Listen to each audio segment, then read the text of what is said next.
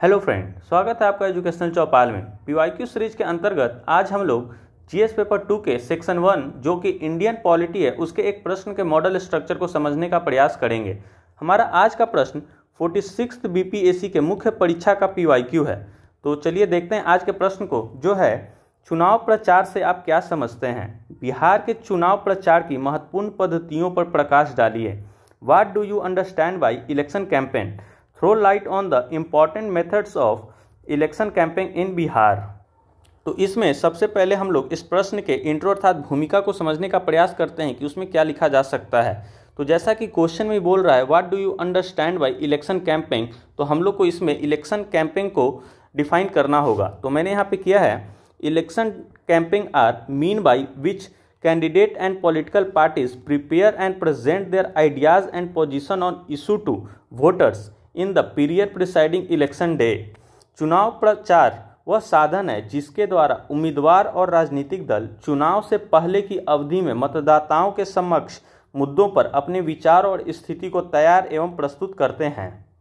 तो आप लोग भी चुनाव प्रचार से संबंधित एक स्टैंडर्ड डिफिनेशन को इंट्रो के तौर पे आपको लिखना है। फिर हम लोग बात करते हैं क्वेश्चन के मुख्य भाग की। तो इसमें सबसे पहला जो हेडिंग देंगे वो है method of election campaign in Bihar. Bihar में चुनाव प्रचार की पद्धतियाँ। इसमें आपको एक चीज़ ध्यान देना है कि क्वेश्चन में जो पूछा जा रहा है वो कह रहा है कि बिहार में चुनाव प्रचार की पद्धतियाँ, लेकिन जो चुनाव प्रचार की पद्धतियाँ होती है वो पूरे देश में एक समान होती है। लेकिन इस प्रश्न में जो आप डाटा, फैक्ट या जो भी डेट यूज़ करेंगे वो बिहार के चुनाव से संबंधित होना चाहिए। तो ये बिहार में चुनाव प्रचार की पद्धतियाँ को कोरिलेट कर देगा। और आपको ध्यान रखना है कि ये जो प्रश्न पूछा गया था 46th बीपीएससी में, उस समय भी बिहार में इलेक्शन हुआ था और इस बार भी बिहार में इलेक्शन हो रहा है। तो ये 71st बीपीएससी के लिए काफ़ी रेलेवेंट प्रश्न है, तो आप लोग इसे अच्छे से समझ लीजिएगा। तो इसके अंतर्गत जो हम लोग सबसे पहला पॉइंट लिखेंगे वो है announcement of election schedule by election commission of India. चुनाव आयोग द्वारा चुनाव कार्यक्रम की घोषणा करना। तो आप लोग जितना भी इस बार का बिहार इलेक्शन 2025 से रिलेटेड जितने भी डाटा, डेट हैं, तो उसे आप अपने नोट में लिख लीजिएगा और उसी का यूज आपको यहाँ पे करना है।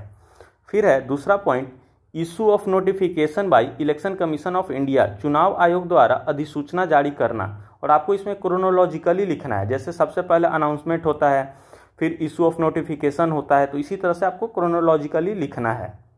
फिर है फाइलिंग नॉमिनेशन बाय कैंडिडेट। उम्मीदवार द्वारा नामांकन दाखिल करना और फिर वो नामांकन दाखिल करेंगे तो उसके बाद उन्हें सिंबल एलोकेट किया जाएगा।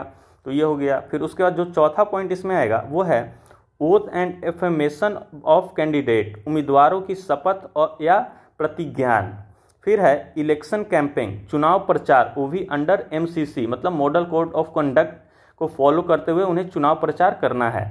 और उसके बाद जितने भी राजनीतिक दल होते हैं वो अपना इलेक्शन मैनिफेस्टो, चुनावी घोषणा पत्र जारी करते हैं। फिर है उसके बाद है मीडिया कवरेज, मतलब मीडिया कवरेज के बारे में आपको लिखना है, उनका रोल लिखना है कि वो चुनाव प्रचार में मीडिया कवरेज का क्या रोल है।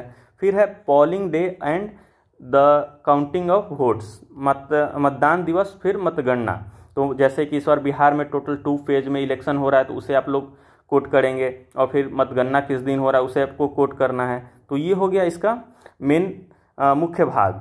और इसके अलावा आप इसमें 2 और हेडिंग दे सकते हैं, चैलेंजेस, चुनौतियां, और उसके बाद वे फॉरवर्ड। तो आपको इसमें ध्यान रखना है कि अगर आप चैलेंजेस लिख रहे हैं चुनाव प्रचार से संबंधित तो आपको फिर वे फॉरवर्ड लिखना पड़ेगा। ये नहीं कि आप हेडिंग लिखें और उसके बाद चैलेंजेस लिख के सीधे कंक्लूजन पे आ गए। आपको चैलेंजेस लिख रहे हैं तो आपको वे फॉरवर्ड भी लिखना ही पड़ेगा। अगर चैलेंजेस की बात करें तो इसमें फेक न्यूज़ या हेट स्पीच हो गया, इसका चुनौती है। फिर इलेक्ट्रल माल प्रैक्टिस हो गया, इसका चुनौती। तो इस तरह से 2-4 चुनौतियां आपको लिखना है और उसी को काउंटर करते हुए वे फॉरवर्ड आपको लिखना है और फिर कंक्लूजन को 2 से 3 लाइन में लिख के आपको कंक्लूड कर देना है। तो इन जनरल आपको 2 पेज में इतना स्पेस बचेगा नहीं, क्योंकि ये शॉर्ट आंसर टाइप क्वेश्चन है। तो यही लिखते लिखते इसका जो मेन भाग है जो बिहार में चुनाव प्रचार की पद्धति, आपका शायद पेज खत्म हो जाएगा और आपको लास्ट में कंक्लूजन के लिए 2 से 3 लाइन का स्पेस बचाना है। तो ये हो गया आज का हमारा प्रश्न। तो मैं उम्मीद करता हूँ कि आपको समझ में आ गया होगा कि इस तरह के प्रश्न को कैसे टैकल करना है। तो फिर मिलते हैं इसी तरह के किसी नेक्स्ट वीडियो में। तब तक के लिए धन्यवाद। जय हिंद।